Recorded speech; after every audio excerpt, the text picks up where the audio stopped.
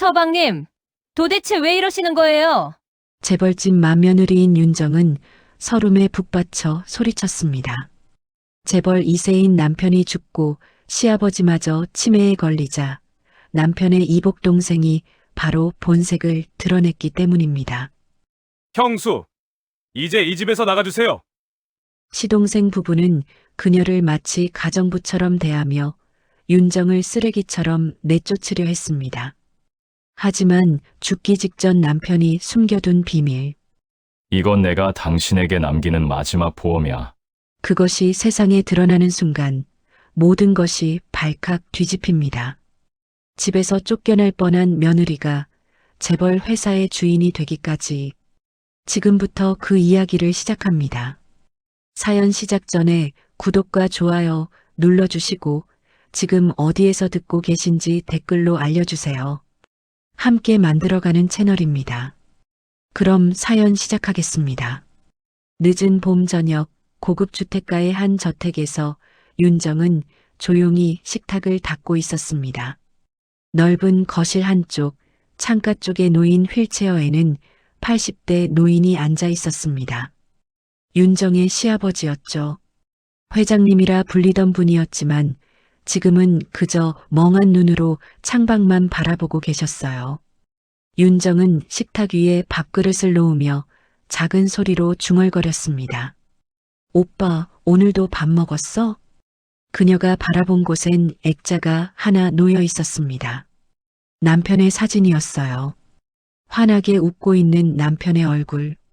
3년 전 세상을 떠난 그 사람은 이제 사진 속에서만 웃고 있었죠. 윤정은 잠시 액자를 바라보다가 고개를 돌려 시아버지에게 다가갔습니다. 아버님, 저녁 드실 시간이에요. 시아버지는 천천히 고개를 돌렸습니다. 흐릿한 눈동자가 윤정을 향했어요. 하지만 무슨 생각을 하시는지, 무엇을 보고 계신 건지 알 수가 없었습니다. 그저 축축하게 젖은 듯한 눈으로 윤정을 바라볼 뿐이었죠. 윤정은 휠체어를 밀어 식탁 앞으로 모셨습니다. 그리곤 조심스럽게 국그릇을 떠서 시아버지 앞에 놓았어요. 오늘은 미역국이에요. 좋아하시잖아요, 아버님. 시아버지는 숟가락을 들었습니다. 하지만 손이 떨렸어요. 국을 뜨려다 숟가락이 그릇 가장자리에 부딪혔고 결국 바닥으로 떨어지고 말았습니다. 철컥 하는 소리가 고요한 집안에 울렸습니다. 윤정은 아무 말 없이 무릎을 꿇었습니다. 바닥에 떨어진 숟가락을 주워 행주로 닦아냈어요. 그리곤 다시 깨끗한 숟가락을 꺼내 시아버지 손에 쥐어드렸습니다. 천천히 하세요, 아버님. 제가 떠드릴까요? 시아버지는 대답이 없었습니다. 그저 윤정의 얼굴을 멍하니 바라볼 뿐이었어요. 윤정은 작은 숟가락으로 국을 조심스럽게 떠서 시아버지 입 가까이 가져갔습니다. 후후 입김을 불어 식힌 다음이었죠. 시아버지는 천천히 입을 벌렸고 윤정은 그 모습을 보며 작게 미소 지었습니다. 맛있으시죠? 바로 그때였습니다. 현관문이 벌컥 열리는 소리가 들렸어요. 윤정은 고개를 돌렸습니다. 시아버지도 희미하게 고개를 돌렸죠.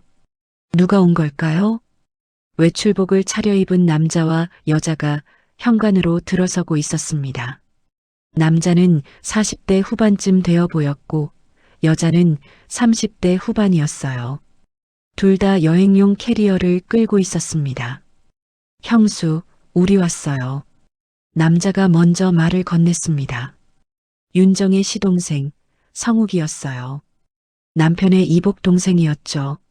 성욱 옆에 선 여자, 그러니까 성욱의 아내 세리는 고개도 제대로 돌리지 않은 채 신발을 벗고 있었습니다.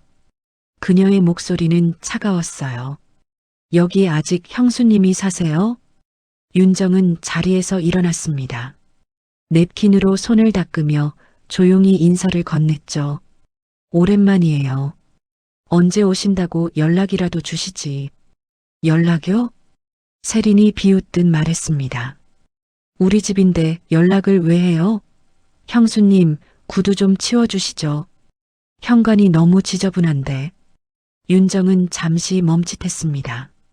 하지만 이내 고개를 끄덕이고 현관 쪽으로 향했어요. 세린이 벗어놓은 하이힐이 아무렇게나 나뒹굴고 있었습니다. 윤정은 그것을 가지런히 신발장에 정리했습니다. 성욱은 그새 거실로 들어와 있었습니다. 시아버지, 그러니까 성욱에겐 아버지인 회장을 멍하니 쳐다보고 있었어요. 아버지, 저 왔어요. 성욱이요. 회장은 성욱의 얼굴을 빤히 바라봤습니다. 하지만 뭔가 이상했어요. 눈동자에 초점이 없었습니다. 입술이 미세하게 떨렸어요. 윤정아. 회장이 작게 중얼거렸습니다. 윤정아. 그건 윤정을 부르는 말이었어요. 하지만 회장은 지금 성욱을 보고 있었습니다. 아들의 얼굴과 며느리의 이름을 헷갈리고 계신 거였죠. 성욱의 얼굴이 굳어졌습니다. 그는 허탈한 표정으로 고개를 돌렸어요. 세리는 이미 안방으로 들어가 있었습니다. 캐리어를 끌고 들어가더니 옷장 문을 열어젖히고 있었어요. 그녀의 목소리가 방 밖까지 들렸습니다. 여보, 이 방 우리가 쓸 거지? 성욱이 대답했습니다. 당연하지. 형도 없고 아버지도 이젠 저 모양이고 이 집은 이제 우리 못 아니겠어? 윤정은 거실 한쪽에 서서 그 말을 듣고 있었습니다. 가슴 한쪽이 먹먹해졌어요. 하지만 그녀는 아무 말도 하지 않았습니다. 그저 조용히 식탁으로 돌아가 설거지를 준비할 뿐이었죠. 시아버지는 여전히 휠체어에 앉아 계셨습니다. 국그릇은 반쯤 남아 있었어요. 윤정은 다시 시아버지 앞에 앉아 숟가락을 들었습니다. 아버님, 조금만 더 드세요. 시아버지는 천천히 입을 벌렸습니다. 윤정은 그렇게 한 숟가락, 또 한 숟가락 국을 떠먹였어요. 저녁이 깊어갔습니다. 성욱 부부는 안방을 차지했고 윤정은 작은 방으로 밀려났습니다. 원래 쓰던 방이 아니었어요. 남편이 살아있을 때 윤정과 남편은 안방을 썼었죠. 하지만 이젠 그 방도 남의 것이 되어버렸습니다. 윤정은 작은 방 침대에 앉아 있었습니다. 창밖을 보니 달빛이 희미하게 들어오고 있었어요. 그녀는 천천히 숨을 내쉬었습니다. 거실에선 여전히 소리가 들렸습니다.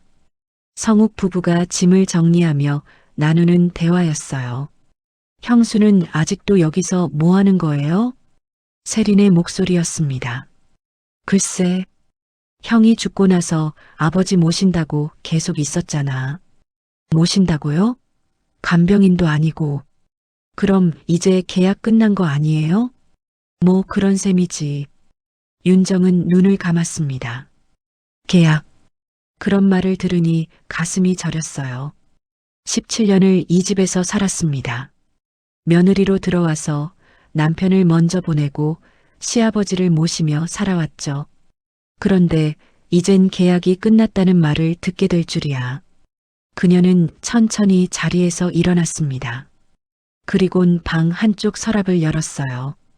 옷가지들 사이로 손을 넣어 깊숙한 곳을 더듬었습니다. 손끝에 뭔가 딱딱한 게 느껴졌어요. 봉투였습니다. 오래전부터 그곳에 숨겨져 있던 봉투였죠. 윤정은 그걸 꺼내 들었습니다. 봉인이 그대로 되어 있었어요. 한 번도 뜯어보지 않았습니다.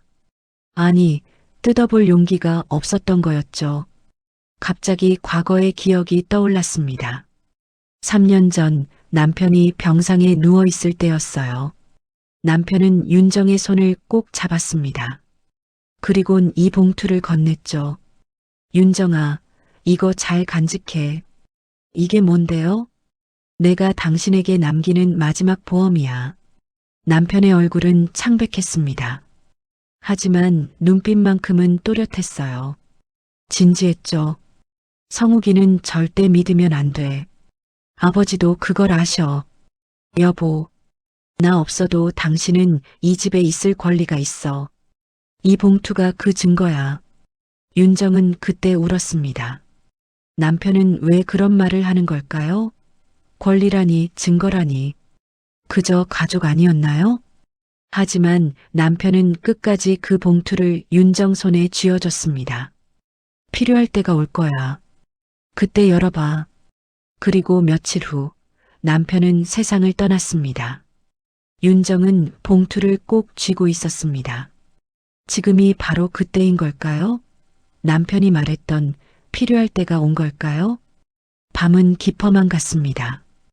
윤정은 잠들지 못하고 뒤척이고 있었어요. 옆방에선 성욱 부부의 목소리가 계속 들렸습니다. 여보, 형수 언제쯤 내보낼 수 있을까? 세린의 목소리였습니다. 글쎄, 일단 내일 아버지 상태부터 확인해 봐야지. 아버지 요양병원 보내면 되잖아요. 그럼 형수가 여기 있을 이유도 없고, 그렇긴 한데 법적으론 어떻게 되는 건지 확인해 봐야 해. 법적으로요?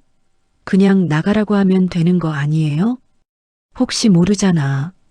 형이 뭘 남겼을 수도 있고. 윤정은 이불을 끌어안았습니다. 가슴이 두근거렸어요. 남편이 뭘 남겼다는 걸 성욱도 알고 있는 걸까요? 다음 날 아침이었습니다. 윤정은 새벽같이 일어나 아침을 준비했습니다. 시아버지 식사, 성욱 부부 식사까지 모두 챙겼어요. 습관이었습니다. 17년간 해온 일이었죠. 시아버지를 휠체어에 앉히고 세수를 시켜드렸습니다. 그리곤 식탁으로 모셨어요. 아버님, 오늘은 된장찌개예요. 시아버지는 윤정을 바라봤습니다. 오늘은 조금 눈빛이 달랐어요. 뭔가 알아보시는 것 같았습니다. 윤정이, 네, 아버님. 제가 여기 있어요. 시아버지가 손을 뻗었습니다. 떨리는 손이었지만 윤정의 손을 찾고 있었어요. 윤정은 시아버지 손을 꼭 잡아드렸습니다. 아버님, 손이 차네요. 이불 더 덮어드릴까요? 바로 그때 성욱이 안방에서 나왔습니다. 머리를 극적이며 하품을 했어요. 형수, 아침 됐어요? 네, 식탁에 차려놨어요. 성욱은 식탁에 앉았습니다. 그리곤 시아버지를 보며 말했죠. 아버지, 주무셨어요? 시아버지는 성욱을 봤습니다. 하지만 역시 초점이 없었어요. 누군지 모르시는 것 같았습니다. 성욱은 한숨을 쉬었습니다. 이래서야 세린도 나왔습니다. 그녀는 화장기 없는 얼굴로 식탁에 앉았어요. 윤정이 차려준 밥상을 보더니 코웃음을 쳤습니다. 된장찌개요? 요즘 누가 아침에 된장찌개 먹어요? 윤정은 대답하지 않았습니다. 그저 조용히 시아버지께 밥을 떠먹이고 있었어요. 세린이 다시 말했습니다. 형수님, 저희 아침은 빵이랑 우유로 해주세요. 내일부터요. 알겠어요. 윤정의 목소리는 작았습니다. 식사가 끝나고 성욱이 입을 열었습니다. 형수, 잠깐 얘기 좀 해요. 윤정은 설거지를 하다 말고 고개를 돌렸습니다. 무슨 얘기요? 여기 앉아요. 성욱이 소파를 가리켰습니다. 윤정은 천천히 손을 닦고 거실로 갔어요. 성욱과 세린이 나란히 소파에 앉아 있었습니다. 윤정은 그들 맞은편에 앉았습니다. 성욱이 말했습니다. 형수도 알다시피 형이 돌아가신 지 벌써 3년이에요. 네. 그동안 형수가 아버지 모시느라 고생 많았어요. 그건 인정해요. 윤정은 가만히 듣고 있었습니다. 근데 이제 형수도 본인 인생 사셔야 하지 않겠어요? 제 인생이요? 네. 여기서 계속 이렇게 있는 게 형수한테도 좋을 게 없잖아요. 세린이 끼어들었습니다. 그러니까 말이에요, 형님. 이제 그만 나가서 사시는 게 어때요? 우리가 아버님은 모실 테니까. 윤정은 두 사람을 번갈아 봤습니다. 그들의 얼굴엔 가식적인 미소가 걸려 있었어요. 윤정이 조용히 물었습니다. 아버님은요? 아버님은 저희가 모신다니까요. 아버님 상태 아시잖아요. 낯선 사람 보시면 불안해하세요. 성욱이 웃었습니다. 형수, 우리가 낯선 사람이에요? 전 아들이고 세린이도 며느리예요. 하지만 아버님은 절 더 편애하세요. 세린의 얼굴이 굳어졌습니다. 형수님, 그게 무슨 말이에요? 아버님이 형수님을 더 편애한다고요? 3년간 제가 모셨으니까요. 모셨다고요? 세린이 비웃었습니다. 간병인처럼 일했다는 거 아니에요? 그럼 그거야말로 계약 끝난 거잖아요. 이제 그만 나가셔도 되는 거죠. 윤정의 손이 떨렸습니다. 하지만 그녀는 참았어요. 목소리를 가라앉히고 말했습니다. 여기 제 집이기도 해요. 뭐라고요? 성욱이 되물었습니다. 윤정이 다시 말했습니다. 이 집은 제 남편과 제가 함께 살던 곳이에요. 17년을 여기서 살았어요. 성욱이 한숨을 쉬었습니다. 형수, 감정적으로 접근하지 말아요. 법적으로 보면 이 집은 아버지 명의고 아버지가 돌아가시면 상속 대상이에요. 형수 명의는 아니라고요. 윤정은 입술을 깨물었습니다. 세린이 덧붙였습니다. 그러니까 이번 주 안으로 나가실 준비하세요. 우리도 이사 준비해야 하니까요. 이번 주요? 네. 너무 짧아요? 그럼 다음 주까지 드릴게요. 그 정도면 충분하죠? 윤정은 대답하지 않았습니다. 그녀는 천천히 자리에서 일어났어요. 생각해 볼게요. 생각할 게 뭐 있어요? 그냥. 성욱이 세린을 막았습니다. 형수, 생각 잘해봐요. 우리도 원만하게 하고 싶어요. 윤정은 고개를 끄덕이고 자기 방으로 들어갔습니다. 방문을 닫는 순간 그녀의 눈에서 눈물이 흘러내렸습니다. 윤정은 침대에 주저앉아 얼굴을 감쌌어요. 17년을 이 집에서 살았습니다. 며느리로 들어와서 아내로 살았고 남편을 잃고 나서는 간병하는 며느리로 살았어요. 그런데 이제 나가라는 겁니다. 마치 계약이 끝난 가정부처럼 말이에요. 윤정은 눈물을 닦았습니다. 그리곤 서랍을 열어 그 봉투를 다시 꺼냈어요. 이제 열어봐야 할 때인 것 같았습니다. 하지만 윤정은 망설였습니다. 이걸 열면 뭔가 돌이킬 수 없는 일이 벌어질 것 같았어요.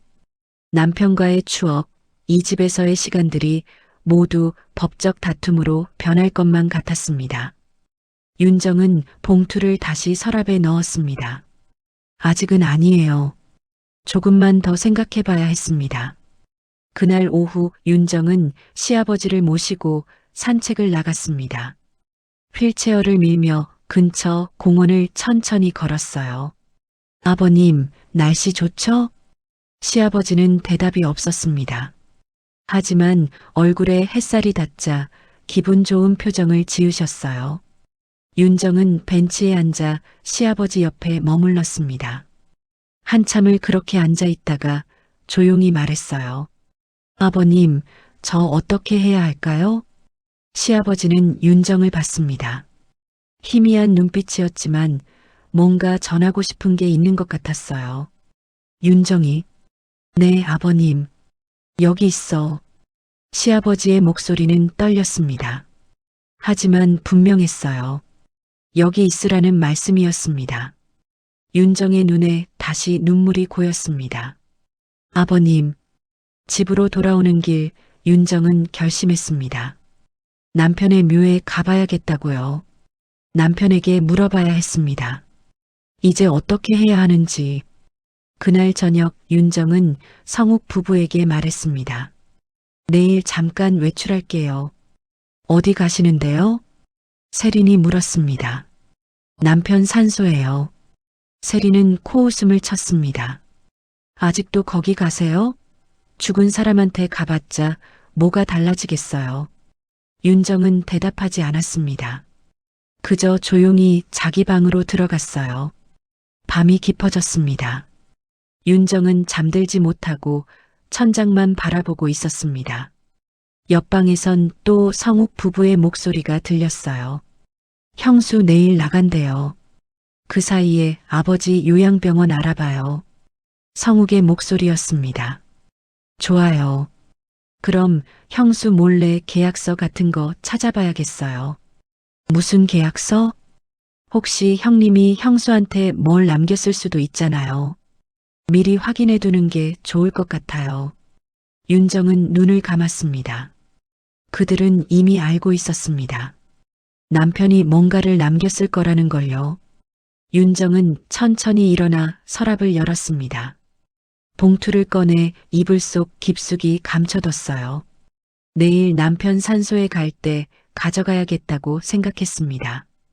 다음 날 아침 윤정은 일찍 일어났습니다. 시아버지 아침을 챙기고 조용히 외출 준비를 했어요. 현관을 나서려는데 세린이 나타났습니다. 형수님, 어디 가세요? 산소 간다고 어제 말했잖아요. 아, 맞다. 그럼 다녀오세요. 세린의 얼굴엔 묘한 미소가 걸려 있었습니다. 뭔가 계획이 있는 것처럼 보였어요. 윤정은 불안한 마음으로 집을 나섰습니다. 윤정은 버스를 타고 1시간을 달렸습니다. 그리고 한적한 산 중턱에 있는 묘지에 도착했어요. 남편의 산소는 소나무 아래 자리 잡고 있었습니다. 3년 전 남편을 이곳에 모셨을 때가 엊그제 같았어요. 하지만 벌써 3년이 흘렀죠. 윤정은 무덤 앞에 무릎을 꿇었습니다. 가방에서 물티슈를 꺼내 비석을 닦았어요. 먼지가 쌓여 있었습니다. 여보, 나왔어요. 바람이 불어왔습니다. 소나무 잎이 바스락거렸어요. 윤정은 천천히 비석을 쓰다듬었습니다. 나 아직 여기 있어요. 우리 집에. 근데 나더러 나가래요. 목소리가 떨렸습니다. 윤정은 눈물을 참으려 했지만 결국 주르르 눈물이 흘러내렸어요. 성욱이가 왔어요. 세린이랑 같이 이번 주 안으로 나가래요. 나보고 계약 끝난 간병인 같대요. 윤정은 한참을 울었습니다. 그리곤 가방에서 그 봉투를 꺼냈어요. 남편이 마지막으로 쥐어준 봉투였습니다. 당신이 이거 주면서 그랬잖아요. 필요할 때 열어보래요. 근데 난 무서워요. 이거 열면 뭔가 다 변할 것 같아서. 윤정은 봉투를 꼭 쥐었습니다. 그리곤 작게 중얼거렸어요. 당신 정말 날 위해 뭘 남긴 거예요? 바람이 다시 불었습니다. 마치 대답하는 것처럼요. 윤정은 천천히 봉투를 뜯었습니다. 손이 떨렸어요. 안에서 서류 몇 장이 나왔습니다. 첫 번째 서류는 가족법인 지분 양도 계약서였습니다. 남편 이름으로 되어 있던 회사 지분 일부가 윤정 앞으로 넘어와 있었어요. 날짜는 남편이 돌아가시기 한 달 전이었습니다. 두 번째 서류는 비공개 이사 위임장이었습니다. 윤정을 회사 이사로 등록한다는 내용이었어요. 시아버지, 그러니까 회장의 도장까지 찍혀 있었습니다. 세 번째는 유언장 사본이었습니다. 남편의 필체로 빼곡하게 적혀 있었어요. 윤정에게 내가 없어도 당신은 이 집에 있을 권리가 있어. 성욱이는 절대 믿지 마시오. 아버지도 그 뜻이오. 윤정은 서류를 들고 한참을 멍하니 앉아 있었습니다. 남편이 이런 걸 준비했었구나. 자기가 죽은 뒤에도 윤정을 지킬 방법을 만들어놨던 거예요. 당신 나한테 이런 걸. 윤정은 서류를 가슴에 안았습니다. 그리고 또 한참을 울었어요. 1시간쯤 지났을까요? 윤정은 눈물을 닦고 일어섰습니다. 서류들을 조심스럽게 가방에 넣었어요. 당신 고마워요. 나 이제 어떻게 해야 할지 알겠어요. 집으로 돌아가는 길 윤정은 휴대전화를 꺼냈습니다. 그리곤 한 번호로 전화를 걸었어요. 남편이 생전에 일했던 회사의 법무팀장이었던 사람, 이재우였습니다. 몇 번의 신호음 끝에 전화가 연결됐습니다. 여보세요? 재우 씨, 저 윤정이에요. 아, 사모님. 오랜만이십니다. 혹시 지금 시간 괜찮으세요? 만나서 얘기 좀 할 수 있을까요? 전화기 너머로 잠깐 침묵이 흘렀습니다. 그리곤 이재우의 목소리가 들렸어요. 혹시 사장님이 남기신 거 찾으셨습니까? 윤정은 깜짝 놀랐습니다. 어떻게 알았어요? 사장님이 돌아가시기 전에 제게 말씀하셨습니다. 사모님이 연락하시면 도와드리래요. 그럼, 네. 만납시다. 지금 어디 계세요? 1시간 후, 윤정은 조용한 카페에서 이재우를 만났습니다. 50대 초반의 남자였어요. 남편과 함께 오래 일했던 사람이었죠. 이재우는 윤정을 보자마자 고개를 숙였습니다. 사모님, 그동안 연락 못 드려 죄송합니다. 아니에요. 괜찮아요. 두 사람은 자리에 앉았습니다. 윤정은 가방에서 서류들을 꺼내 보였어요. 이게 남편이 남긴 거예요? 이재우는 서류를 보더니 고개를 끄덕였습니다. 맞습니다. 사장님이 돌아가시기 한 달 전에 준비하신 겁니다. 왜 이런 걸 준비했을까요? 이재우가 한숨을 쉬었습니다. 사장님이 그러셨어요. 자기가 없으면 성욱 씨가 사모님을 내쫓을 거라고요. 윤정은 입술을 깨물었습니다. 그래서 이런 걸 준비하신 겁니다. 사모님이 법적으로 보호받을 수 있게요. 하지만 이게 정말 효력이 있을까요? 당연히 있습니다. 지분양도 계약서도 공증을 받았고 이사 위임장도 회장님 도장이 찍혀 있습니다. 법적으로 완벽해요. 윤정은 안도의 한숨을 쉬었습니다. 이재우가 계속 말했습니다. 그리고 사모님, 하나 더 있습니다. 뭐가요? 이재우는 자기 가방에서 작은 USB를 꺼냈습니다. 이건 사장님이 제게 맡기신 겁니다. 필요할 때 사모님께 드리래요. 이게 뭔데요? 녹음 파일입니다. 사장님과 회장님의 대화가 담겨 있어요. 윤정은 USB를 받아들었습니다. 무슨 내용이에요? 직접 들어보시는 게 좋을 것 같습니다. 하지만 한 가지만 말씀드리면 이 파일이 있으면 성욱 씨가 절대 사모님을 함부로 못합니다. 윤정은 USB를 꼭 쥐었습니다. 이재우가 진지한 얼굴로 말했습니다. 사모님, 혹시 싸울 준비 되셨습니까? 싸움이요? 네. 이 서류들을 꺼내시면 성욱 씨가 가만히 있지 않을 겁니다. 법적 다툼이 시작될 거예요. 윤정은 잠시 망설였습니다.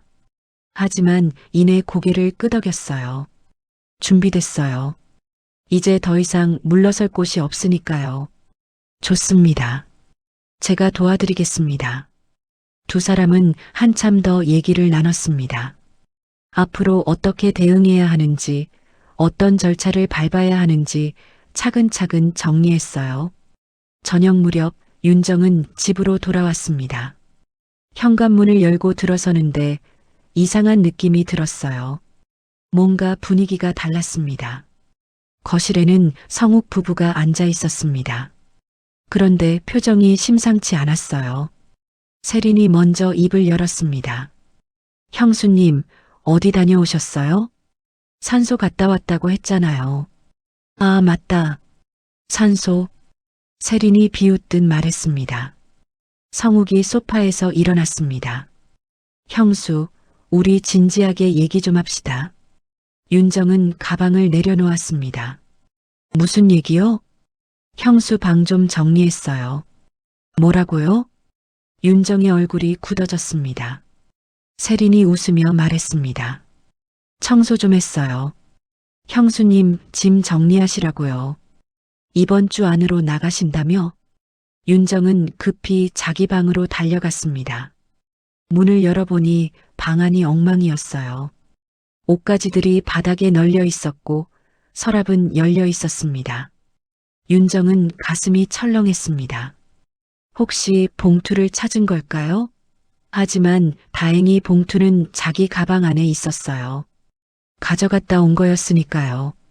성욱이 방문 앞에 섰습니다. 형수, 혹시 형이 뭘 남긴 거 없어요? 윤정은 천천히 고개를 돌렸습니다. 왜요?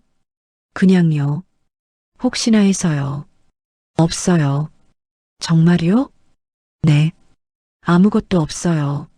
성욱은 윤정을 한참 쳐다봤습니다. 믿지 못하겠다는 표정이었어요. 그럼 됐어요. 어쨌든 이번 주 안으로 짐 빼세요. 성욱이 돌아서서 나갔습니다. 세린도 따라 나가며 한마디 던졌어요. 참, 형수님. 아버님 요양병원 알아봤어요. 다음 주에 모실 거예요. 윤정은 주먹을 꽉 쥐었습니다. 그날 밤 윤정은 USB를 컴퓨터에 꽂았습니다. 파일을 열자 남편의 목소리가 들렸어요. 아버지, 이거 녹음하는 거 괜찮으시죠?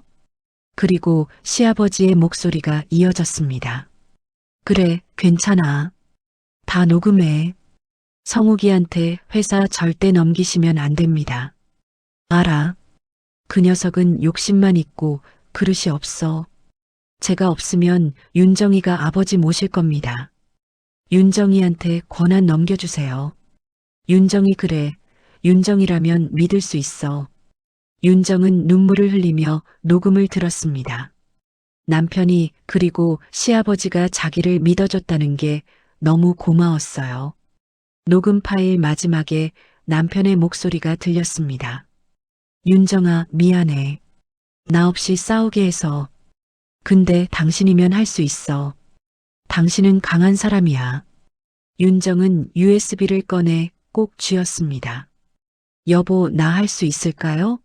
정말 할 수 있을까요? 창밖엔 달빛이 들어오고 있었습니다. 윤정은 천천히 눈물을 닦았어요. 이제 시작이었습니다. 진짜 싸움은 이제부터였죠. 다음 날 아침 윤정은 평소보다 일찍 일어났습니다. 시아버지 아침 식사를 준비하고 조용히 이재우에게 문자를 보냈어요. 오늘 회사 가도 될까요? 곧 답장이 왔습니다. 좋습니다. 제가 먼저 가서 준비하겠습니다. 윤정은 시아버지를 휠체어에 앉혔습니다. 그리곤 조심스럽게 세수를 시켜드렸어요.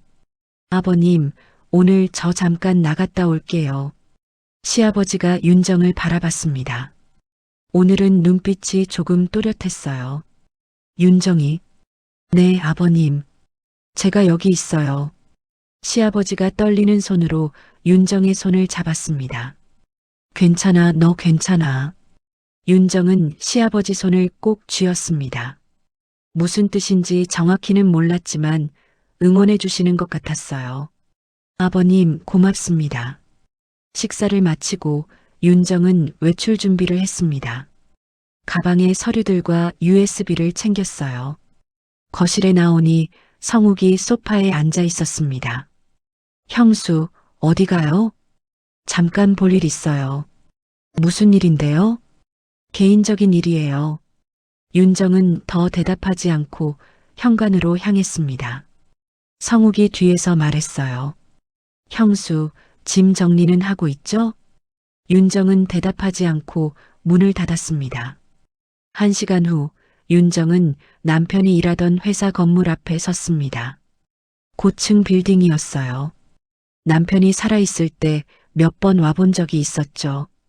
이재우가 로비에서 기다리고 있었습니다. 사모님, 이쪽으로 오세요. 두 사람은 엘리베이터를 타고 15층으로 올라갔습니다. 법무팀 사무실이었어요. 이재우가 조용한 회의실로 윤정을 안내했습니다. 여기서 서류 정리하시면 됩니다. 제가 필요한 것들 복사해 드릴게요. 윤정은 가방에서 서류들을 꺼냈습니다. 이재우는 하나하나 확인하며 고개를 끄덕였어요.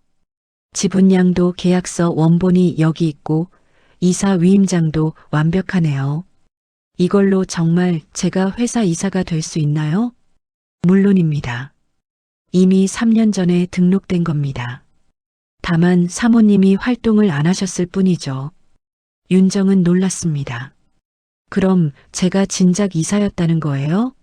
네. 성욱 씨도 모르고 있었을 겁니다. 이재우는 컴퓨터로 뭔가를 검색하더니 화면을 윤정에게 보여줬습니다. 여기 보세요. 사모님 이름이 등기부에 올라와 있습니다. 화면엔 정말 윤정의 이름이 적혀 있었습니다. 이사 명단에 말이에요. 이제 이사회를 소집하면 됩니다. 성욱 씨의 단독 경영권을 중지시키는 안건을 상정하는 거죠. 그게 가능해요? 가능합니다. 특히 이 녹음 파일이 있으면요. 이재우는 USB를 받아 노트북에 꽂았습니다. 남편과 시아버지의 대화가 흘러나왔어요. 이 녹음에서 회장님이 직접 말씀하셨잖아요. 성욱 씨는 경계 대상이라고요. 윤정은 녹음을 다시 들으며 눈시울이 붉어졌습니다. 바로 그때 회의실 문이 열렸습니다. 50대 중반의 여자가 들어왔어요. 재우 씨, 이분이. 이재우가 소개했습니다. 사모님, 이분은 경리부 박 부장님입니다. 사장님 생전에 오래 일하셨던 분이에요. 박 부장은 윤정을 보자 눈이 휘둥그레졌습니다. 사모님, 오랜만입니다. 부장님, 안녕하세요. 박 부장이 윤정 손을 꼭 잡았습니다. 사모님, 그동안 어떻게 지내셨어요? 회장님은 괜찮으세요? 아버님은 많이 안 좋으세요. 그러시겠죠. 그런데 오늘은 무슨 일로 오셨어요? 이재우가 설명했습니다. 부장님, 사모님이 이사 자격을 회복하시려고 합니다. 이사요? 아, 그거. 박 부장이 손뼉을 쳤습니다. 맞아요. 사장님이 사모님을 이사로 올리셨잖아요. 저도 그때 서류 처리했어요. 부장님, 혹시 증언해 주실 수 있으세요? 당연하죠. 성욱 본부장님은 이것도 모르시나 봐요? 아직 모르실 겁니다. 박 부장이 고개를 저었습니다. 사모님 말씀드려도 될까요? 성욱 본부장님, 요즘 회사에서 평판이 안 좋아요. 그래요? 네. 독단적으로 결정하시고 직원들 의견은 안 들으세요. 사장님 살아계실 때랑 너무 달라요. 윤정은 조용히 듣고 있었습니다. 박 부장이 계속 말했습니다. 그리고 사모님, 제가 가지고 있는 게 있어요. 뭔데요? 사모님이 회장님 병원비 내신 영수증이요. 3년치 전부 다요. 그걸 왜 가지고 계세요? 사장님이 그러셨어요. 나중에 필요할 수 있으니 잘 보관하래요. 윤정은 남편이 이렇게까지 준비해뒀다는 게 믿기지 않았습니다. 이재우가 말했습니다. 부장님, 그 영수증들 복사해서 주실 수 있으세요? 물론이죠. 지금 당장 가져올게요. 박 부장이 나간 후 이재우가 말했습니다. 사모님, 준비는 끝났습니다. 이제 이사회를 소집하면 돼요. 언제요? 이번 주 안으로요. 빠를수록 좋습니다. 윤정은 잠시 망설였습니다. 하지만 이내 고개를 끄덕였어요. 알겠어요. 진행하세요. 그날 오후 윤정은 집으로 돌아왔습니다. 현관을 열고 들어서는데 이상한 소리가 들렸어요. 시아버지 방에서 나는 소리였습니다. 누군가 큰 목소리로 말하고 있었어요. 윤정은 급히 방으로 달려갔습니다. 문을 열자 성욱이 시아버지 앞에서 서류를 펼쳐놓고 있었어요. 아버지, 여기만 도장 찍으시면 돼요. 그냥 한 번만요. 시아버지는 고개를 돌리며 손을 저었습니다. 싫다는 표시였어요. 아버지, 제 말 좀 들으세요. 윤정이 끼어들었습니다. 뭐 하는 거예요? 성욱이 깜짝 놀라 뒤돌아봤습니다. 형수, 언제 왔어요? 지금 아버님한테 뭐 하시는 거냐고요? 아, 이거요? 그냥 회사 서류 좀 결제받으려고요. 윤정은 서류를 낚아챘습니다. 내용을 보니 재산 처분 동의서였어요. 이게 회사 서류예요? 그게 그러니까 아버님 상태가 어떤지 알면서 이런 걸 받으려고 하세요? 성욱의 얼굴이 붉어졌습니다. 형수는 상관없는 일이에요. 상관 있어요. 전아버님 보호자예요. 보호자? 형수가? 네. 3년간 제가 아버님 모셨어요. 성욱이 비웃었습니다. 모셨다고 보호자가 되는 건 아니잖아요. 법적으로도 전 보호자예요. 요양계약서에 명시되어 있어요. 성욱의 표정이 굳어졌습니다. 무슨 계약서요? 아버님이랑 제가 맺은 계약서요. 제가 아버님 모시는 조건으로 이 집 거주권도 보장받았어요. 그런 게 어디 있어요? 있어요. 원본도 있고 공증도 받았어요. 성욱은 할 말을 잃었습니다. 윤정이 차갑게 말했습니다. 앞으로 아버님한테 함부로 하지 마세요. 그리고 제 허락 없이 아버님 방에 들어오지도 마세요. 형수가 지금 뭐라고? 나가세요. 윤정의 목소리는 단호했습니다. 성욱은 이를 갈며 방을 나갔어요. 윤정은 시아버지께 다가갔습니다. 시아버지는 거칠게 숨을 쉬고 계셨어요. 놀라셨나 봅니다. 아버님 괜찮으세요? 시아버지가 윤정 손을 잡았습니다.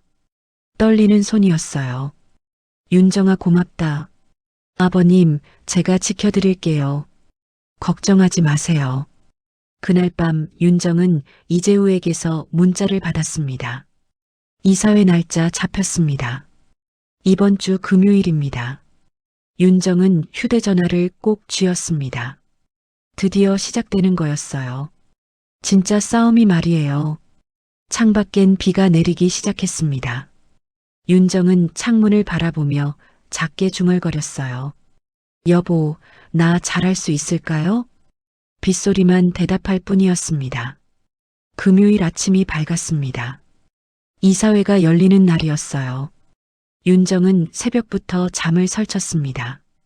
시계를 보니 아직 새벽 5시였어요. 하지만 더 이상 잠을 잘 수가 없었습니다. 그녀는 조용히 일어나 시아버지 방으로 갔습니다. 시아버지는 아직 주무시고 계셨어요. 고요한 숨소리가 들렸습니다. 윤정은 시아버지 이불을 다시 덮어드렸습니다. 그리곤 작은 목소리로 속삭였어요. 아버님, 오늘 제가 아버님 뜻 지켜드릴게요. 시아버지는 잠결에 손을 움직였습니다. 마치 대답하는 것처럼요. 윤정은 자기 방으로 돌아와 옷을 골랐습니다. 검은색 정장이었어요. 남편 장례식 때 입었던 옷이었죠.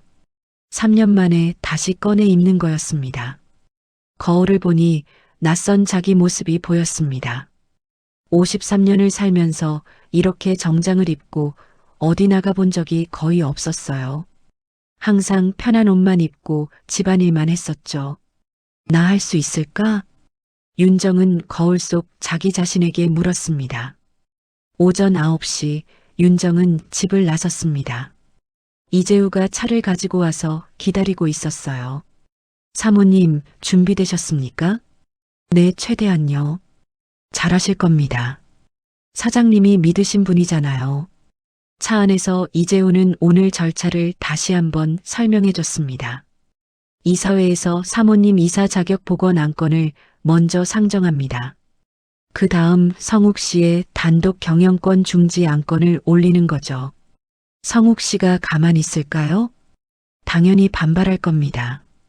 하지만 우리한테 증거가 있잖아요. 윤정은 가방 속 서류들을 만져봤습니다.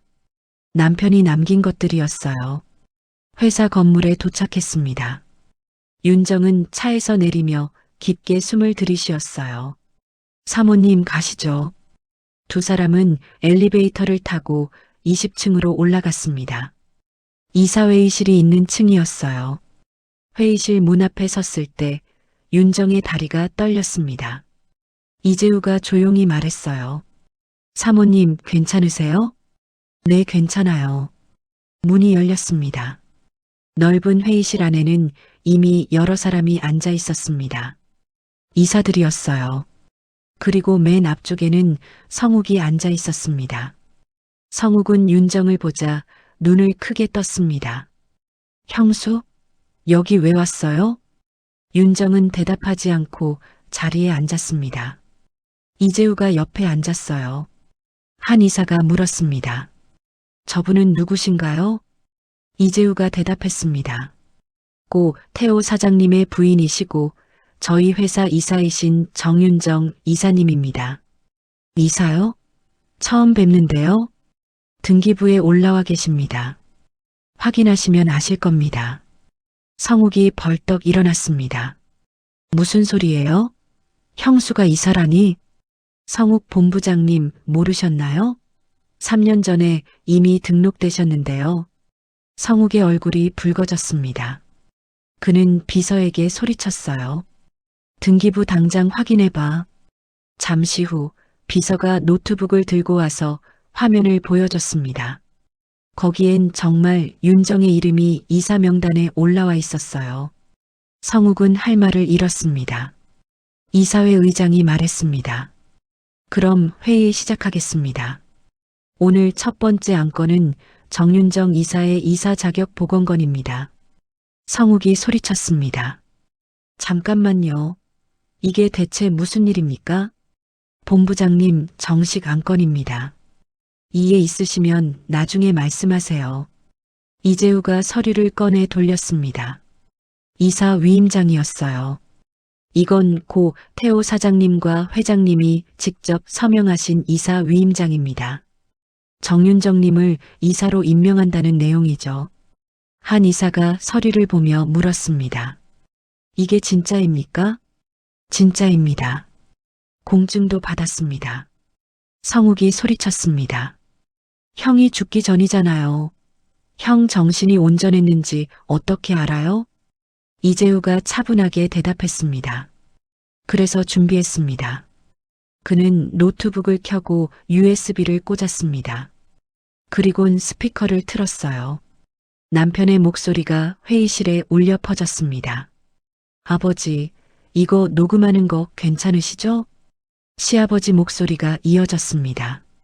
그래, 괜찮아. 다 녹음해. 제가 없으면 윤정이가 아버지 모실 겁니다.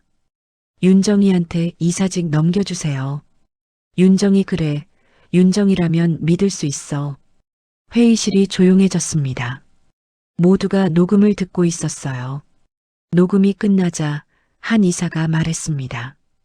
회장님 목소리가 맞습니까? 맞습니다. 필요하시면 음성 감정도 받을 수 있습니다. 성욱이 의자를 박차고 일어났습니다. 이건 조작이에요. 형이 형수를 회유해서 녹음한 거라고요. 이재우가 조용히 말했습니다. 그럼 본부장님, 이 녹음에서 회장님이 강요당하시는 것처럼 들립니까? 성욱은 대답하지 못했습니다. 의장이 말했습니다. 그럼 표결하겠습니다. 정윤정님의 이사 자격 복원에 찬성하시는 분? 1명, 2명, 손이 올라갔습니다. 결국 7명이 손을 들었어요. 반대하시는 분? 성욱과 그의 편인 이사 2명만 손을 들었습니다. 찬성 7, 반대 셋. 정윤정 이사의 자격 복원을 가결합니다. 성욱이 소리쳤습니다. 이건 말도 안 돼요. 저 여자는 아무것도 모르는 아줌마예요. 그 순간 윤정이 처음으로 입을 열었습니다. 본부장님, 윤정의 목소리는 떨렸지만 분명했어요. 전 아무것도 모르는 아줌마가 맞아요. 하지만 3년간 아버님을 모셨어요. 매일 아침 일어나서 식사 챙기고 세수시켜드리고 병원 모셨어요. 윤정은 가방에서 두꺼운 파일을 꺼냈습니다. 이건 3년간 제가 기록한 아버님 간병일지예요. 매일매일 아버님 상태, 드신 음식, 드신 약까지 전부 적었어요. 파일을 테이블 위에 올려놓았습니다. 이사들이 하나둘 들춰봤어요. 박 부장이 또 다른 파일을 꺼내 돌렸습니다. 그리고 이건 윤정 이사님이 직접 내신 회장님 병원비 영수증입니다. 3년치 전부요. 한 이사가 영수증을 보며 감탄했습니다. 이게 전부 본인 돈으로 내신 겁니까? 윤정이 고개를 끄덕였습니다. 네, 제 남편이 남긴 돈으로요. 성욱의 얼굴이 하얗게 질렸습니다. 또 다른 이사가 말했습니다. 본부장님, 실례지만 본부장님은 회장님 병원에 얼마나 다녀오셨습니까? 성욱은 대답하지 못했습니다. 윤정이 조용히 말했습니다. 이 집과 회사는 제 남편 혼자 지킨 게 아니에요. 아버님과 제가 함께 지켜온 거예요. 회의실이 조용해졌습니다. 의장이 말했습니다. 다음 안건으로 넘어가겠습니다. 성욱 본부장의 단독 경영 권한 중지 건입니다. 성욱이 벌떡 일어났습니다. 이건 쿠데타예요. 이건 명백한. 본부장님 앉으세요. 정식 절차입니다. 이재우가 다시 녹음 파일을 틀었습니다. 이번엔 다른 부분이었어요. 아버지, 성욱이한테 회사 절대 넘기시면 안 됩니다. 알아. 그 녀석은 욕심만 있고 그릇이 없어. 성욱이는 경계 대상입니다. 맞아. 조심해야 해. 성욱은 주저앉았습니다. 표결이 시작됐습니다. 이번에도 찬성이 더 많았어요. 성욱 본부장의 단독 경영 권한을 중지하고 정윤정 이사에게 일부 결제 권한을 이양합니다. 성욱이 회의실을 박차고 나갔습니다. 세린이 복도에서 기다리고 있었어요.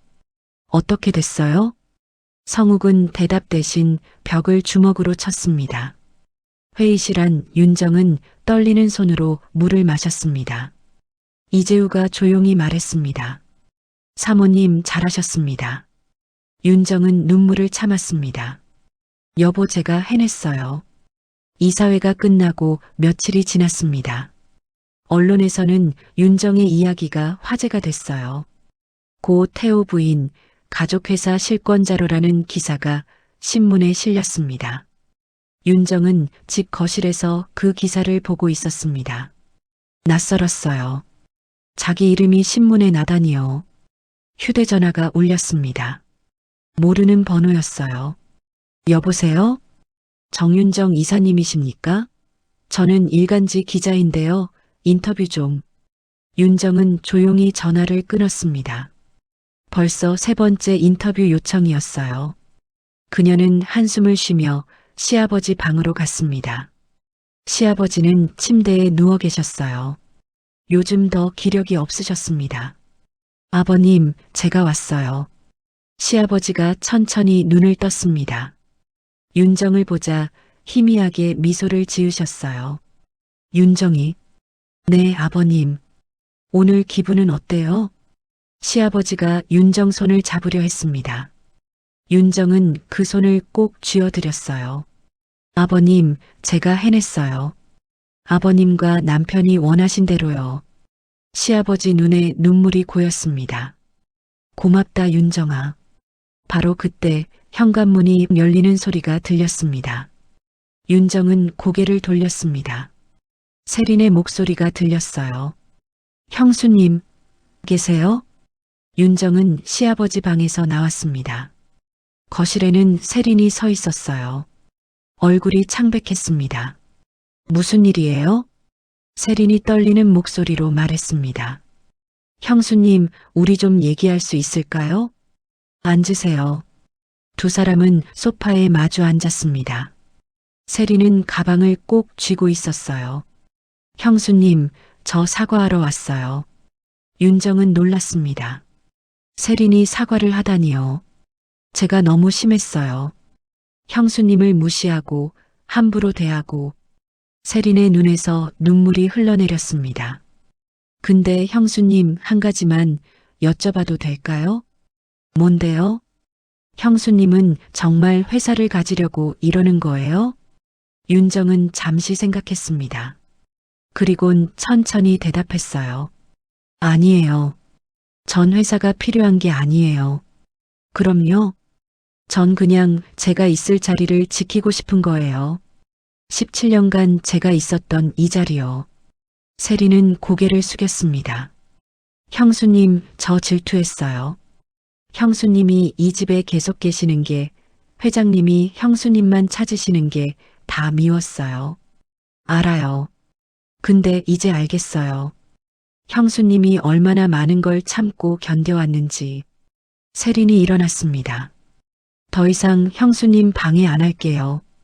성욱이한테도 말할게요. 그녀는 고개를 숙이고 집을 나갔습니다. 윤정은 한참을 그 자리에 서 있었습니다. 가슴 한쪽이 뻐근했어요. 며칠 후 윤정은 요양병원으로 시아버지를 모시러 갔습니다. 정기 검진 날이었어요.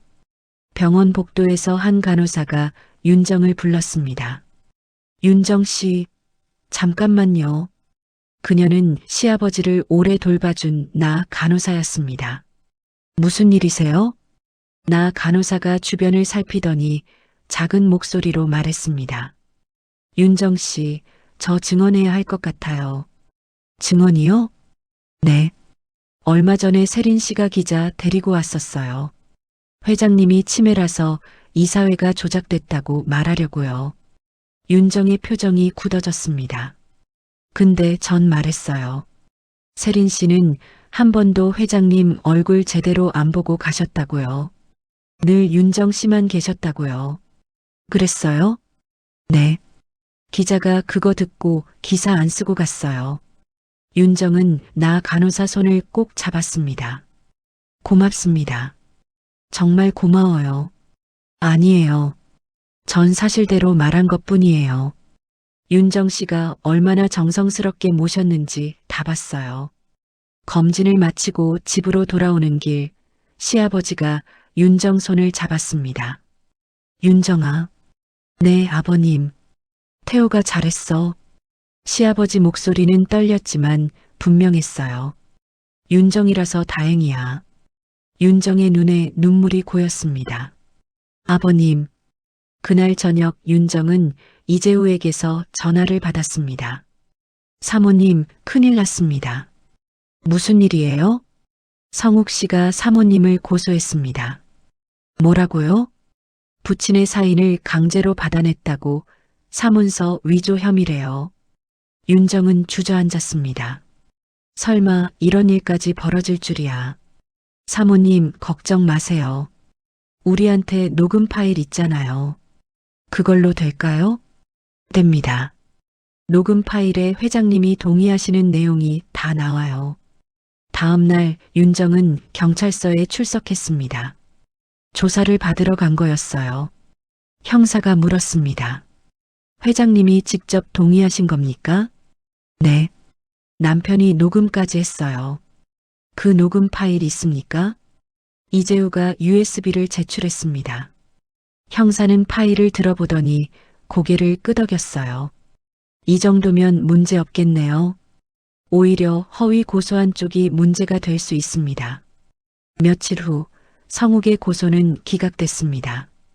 오히려 성욱이 회장 재산을 몰래 처분하려 한 정황이 드러났어요. 윤정은 집에서 그 소식을 들었습니다. 안도의 한숨이 나왔어요. 그날 오후 윤정이 회사에 갔을 때였습니다. 본사 로비를 지나는데 직원들이 박수를 보냈어요. 윤정 이사님, 수고하셨습니다. 윤정은 깜짝 놀랐습니다. 직원 중 한 명이 꽃다발을 건넸어요. 이사님, 17년 이 집을 지켜주셔서 감사합니다. 윤정은 꽃다발을 받으며 눈물을 참았습니다. 그녀는 직원들 앞에서 천천히 말했습니다. 저는 17년 이 집을 닦은 손으로 이제 이 회사를 지키겠습니다. 박수 소리가 로비에 울려 퍼졌습니다. 그날 저녁 윤정은 남편 산소를 찾았습니다. 꽃다발을 들고 무덤 앞에 섰어요. 여보, 나 해냈어요. 당신이 믿어준 대로요. 바람이 불었습니다.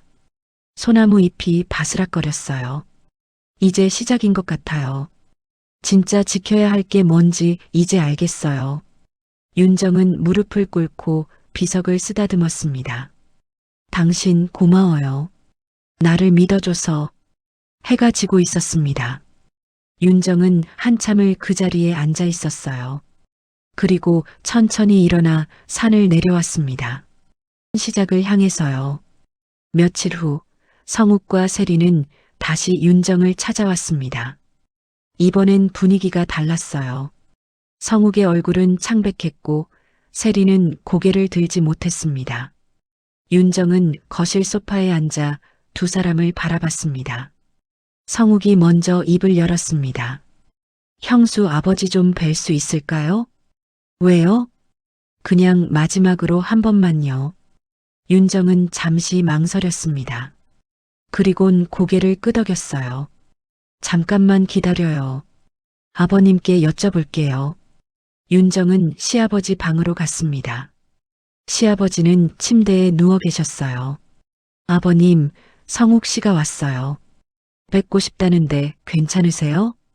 시아버지는 한참을 가만히 계시더니 고개를 끄덕였습니다. 윤정이 성욱을 방으로 안내했습니다. 성욱은 천천히 시아버지 침대 앞으로 갔어요. 아버지. 시아버지가 눈을 떴습니다. 성욱을 보더니 표정이 굳어졌어요. 성욱이 무릎을 꿇었습니다. 아버지, 죄송합니다. 제가 너무 욕심을 부렸습니다. 시아버지는 성욱을 한참 바라봤습니다. 그리곤 힘없는 목소리로 말했어요. 너는 욕심만 있고 그릇이 없어. 성욱의 어깨가 떨렸습니다. 아버지가 원하는 건 회사가 아니야 사람이었어. 시아버지 손이 윤정 쪽을 향했습니다. 윤정은 그 손을 잡아들였어요. 윤정이가 진짜 가족이야. 성욱은 고개를 숙인 채 일어나지 못했습니다. 한참 후에야 그는 떨리는 목소리로 말했어요. 형수님, 저 이제 갑니다. 아버지 잘 모셔주세요. 성욱이 방을 나갔습니다. 세린이 복도에서 기다리고 있었어요. 세린은 윤정에게 다가왔습니다. 형수님, 네. 우릴 이렇게까지 무시해도 되는 거였나요? 윤정은 세린을 똑바로 봤습니다. 무시한 게 아니에요. 전 그저 제 자리를 지킨 거예요. 세린의 눈에서 눈물이 흘렀습니다. 형수님 죄송해요. 정말 죄송해요. 그냥 제가 질투했던 거예요. 윤정은 세린의 어깨에 손을 얹었습니다. 사람을 내쫓기 전에 그 사람이 뭘 지키고 있었는지부터 보셨어야죠. 세린은 흐느끼며 고개를 숙였습니다. 그날 저녁 성욱 부부는 집을 떠났습니다. 캐리어를 끌고 현관을 나서는 뒷모습이 쓸쓸해 보였어요. 며칠 후 회사에서 긴급 주주총회 개최가 결정됐습니다. 이재우가 윤정에게 전화했어요. 사모님, 주총에서 사모님을 비상대책위원장으로 선출하는 안건이 올라갑니다. 제가요? 네. 주주들이 원하고 있습니다.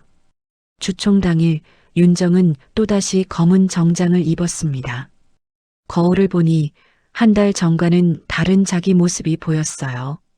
더 이상 두렵지 않았습니다. 주총장에 도착하자 이미 많은 사람이 모여 있었습니다. 주주들, 직원들, 언론까지 왔어요. 그런데 입구 쪽이 소란스러웠습니다. 성욱이 나타난 거였어요. 손에 서류를 들고 있었습니다. 잠깐만요. 이 주총은 무효입니다. 사람들이 웅성거렸습니다. 성욱이 서류를 들어 올렸어요. 이건 아버지가 직접 찍으신 도장이 있는 동의서입니다. 회사 경영권은 제게 있어요. 윤정은 차분하게 성욱을 바라봤습니다. 바로 그때 주총장 뒤쪽 문이 열렸습니다. 휠체어 한 대가 천천히 들어오고 있었어요. 사람들이 모두 돌아봤습니다. 시아버지였습니다. 나 간호사가 휠체어를 밀고 들어오고 있었어요. 윤정은 깜짝 놀랐습니다. 미리 아무 말씀도 안 하셨는데요. 주총장이 조용해졌습니다. 모두가 일어나 시아버지를 맞았어요. 시아버지는 천천히 주총장 앞쪽으로 왔습니다. 그리곤 윤정을 바라봤어요. 윤정이 급히 다가갔습니다. 아버님, 어떻게 오셨어요? 몸이 안 좋으신데. 시아버지가 윤정 손을 잡았습니다. 그리곤 떨리지만 또렷한 목소리로 말했어요. 내가 말해야 할 것 같아서. 사회자가 마이크를 시아버지께 건넸습니다. 시아버지는 한참을 숨을 고르시더니 입을 여셨어요. 여러분, 오늘 제가 이렇게 나온 건 할 말이 있어서입니다. 주 총장이 숨죽였습니다. 내가 믿은 건 태호였어요. 그리고 태호가 믿은 윤정이었어요. 시아버지 눈에 눈물이 고였습니다. 성욱이는 내 아들이지만 이 회사 주인은 아니에요. 성욱은 얼어붙었습니다. 시아버지가 주머니에서 봉투 하나를 꺼냈습니다. 떨리는 손으로 봉투를 열었어요. 이건 내 유언장입니다. 이재우가 유언장을 받아 낭독했습니다. 내 재산 중 30%는 윤정에게, 나머지는 장학재단과 사회에 환원한다. 주 총장이 술렁였습니다. 성욱은 그 자리에 주저앉았습니다. 모든 게 끝난 거였어요. 시아버지가 윤정을 바라보며 말했습니다. 윤정아, 이 집 부탁해. 윤정은 눈물을 흘리며 고개를 숙였습니다. 네, 아버님, 제가 지킬게요. 주총 표결이 시작됐습니다. 윤정을 비상대책위원장으로 선출하는 안건이었어요. 만장일치였습니다. 윤정이 연단에 섰습니다. 마이크 앞에서 그녀는 떨리는 목소리로 말했어요. 이 집은 제 소유가 아니었습니다. 하지만 제 존재를 부정한 사람들의 것은 더 아니죠. 박수 소리가 터져 나왔습니다. 저는 그저 제가 있어야 할 자리를 지킬 뿐입니다. 17년간 그랬듯이요. 시아버지가 윤정을 바라보며 손을 내밀었습니다. 윤정은 연단에서 내려와 시아버지 손을 꼭 잡았어요. 시아버지가 작은 목소리로 말했습니다. 윤정아, 고맙다. 윤정은 눈물을 닦으며 대답했습니다. 아버님, 저야말로 고마워요. 주 총장을 나서는 길, 기자들이 몰려들었습니다. 윤정 이사님, 한 말씀만 해주세요. 윤정은 고개를 저었습니다. 죄송합니다. 전 그냥 며느리일 뿐이에요. 그녀는 시아버지 휠체어를 밀며 조용히 주 총장을 빠져나왔습니다. 저녁 무렵 집으로 돌아온 윤정은 시아버지를 침대에 눕혔습니다. 시아버지는 많이 지쳐 보였어요.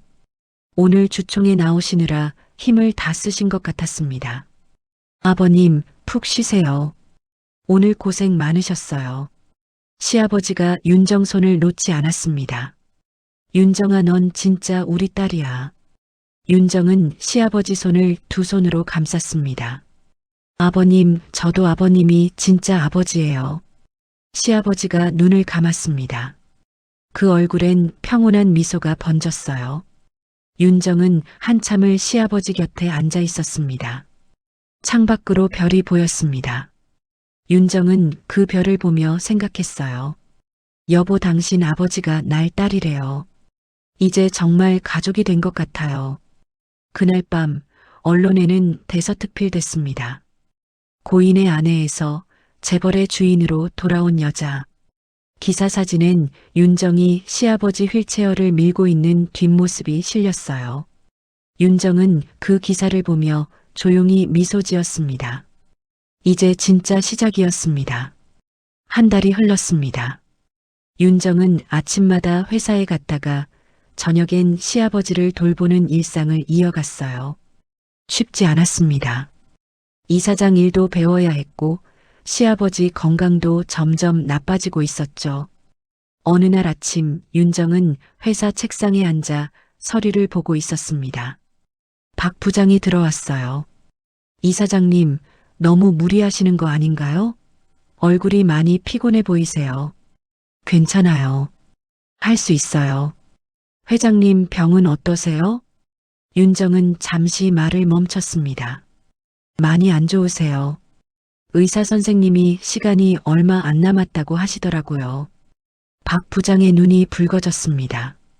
그러시구나. 회장님도 참 고생 많으셨을 텐데. 제가 끝까지 곁에 있을 거예요. 그날 오후 윤정은 일찍 퇴근해서 시아버지 병실로 갔습니다. 시아버지는 침대에 누워 창밖만 바라보고 계셨어요. 예전보다 훨씬 야위셨습니다. 아버님, 제가 왔어요. 시아버지가 천천히 고개를 돌렸습니다. 윤정을 보자 희미하게 미소 지으셨어요. 윤정이. 오늘 회사에서 좋은 일 있었어요.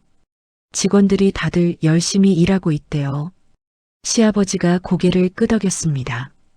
윤정은 시아버지 손을 잡고 한참을 앉아 있었습니다. 말이 필요 없었어요.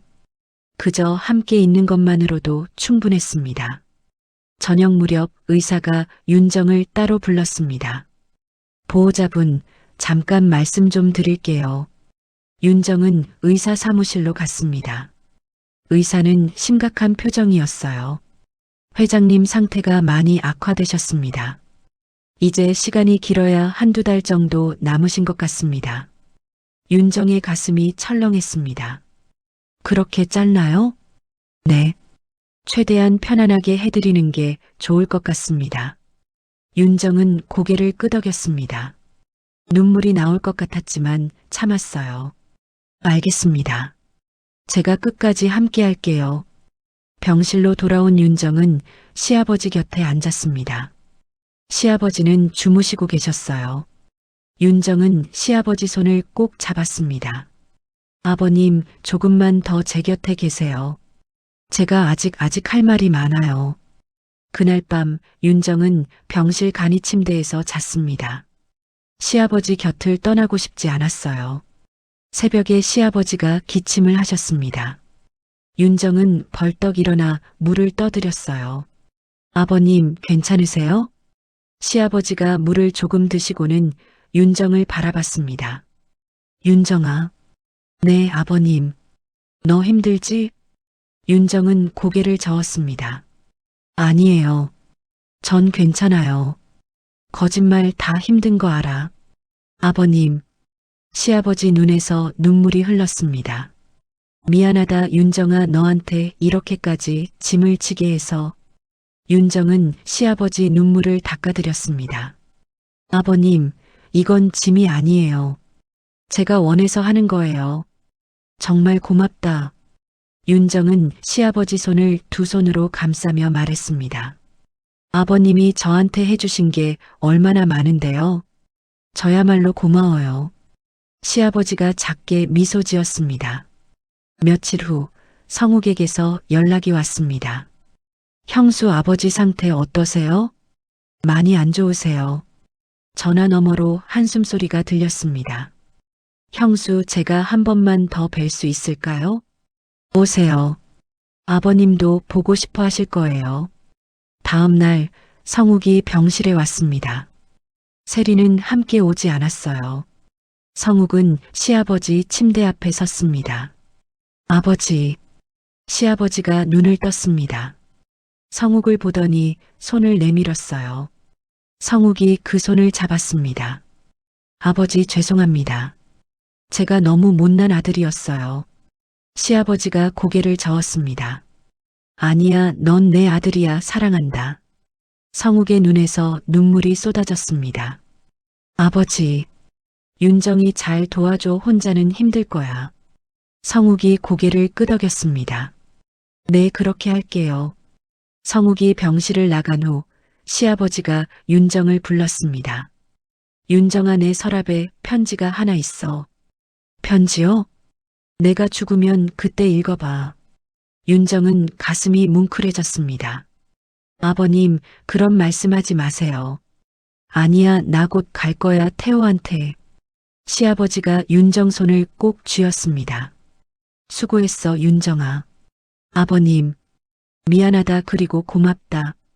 윤정은 눈물을 흘리며 시아버지를 안았습니다. 아버님, 저도 사랑해요, 정말로요. 시아버지가 윤정 등을 토닥였습니다. 알아, 다 알아. 그날 밤 시아버지는 깊은 잠에 빠졌습니다. 윤정은 밤새 시아버지 곁을 지켰어요. 새벽 5시쯤 시아버지 숨소리가 점점 약해졌습니다. 윤정은 시아버지 손을 꼭 쥐었습니다. 아버님, 제가 여기 있어요. 무섭지 않으세요? 시아버지가 마지막으로 눈을 떴습니다. 윤정을 보며 희미하게 미소 지으셨어요. 그리고 천천히 눈을 감았습니다. 숨소리가 멈췄습니다. 윤정은 시아버지 손을 놓지 않았습니다. 눈물이 멈추지 않았어요. 아버님 편히 가세요. 남편 만나시면 안부 전해주세요. 새벽 하늘이 밝아오고 있었습니다. 시아버지가 세상을 떠난 아침이었습니다. 장례식장은 조용했습니다. 윤정은 상주로 앉아 조문객들을 맞았어요. 검은 상복을 입은 그녀의 얼굴은 창백했지만 눈빛만은 또렷했습니다. 회사 직원들이 하나둘 찾아왔습니다. 이사장님, 삼가 고인의 명복을 빕니다. 고맙습니다. 박 부장이 윤정 앞에 섰습니다. 그녀의 눈은 이미 빨갛게 부어 있었어요. 이사장님, 회장님이 정말 좋은 분이셨는데 부장님 괜찮으세요? 아니에요. 전 괜찮아요.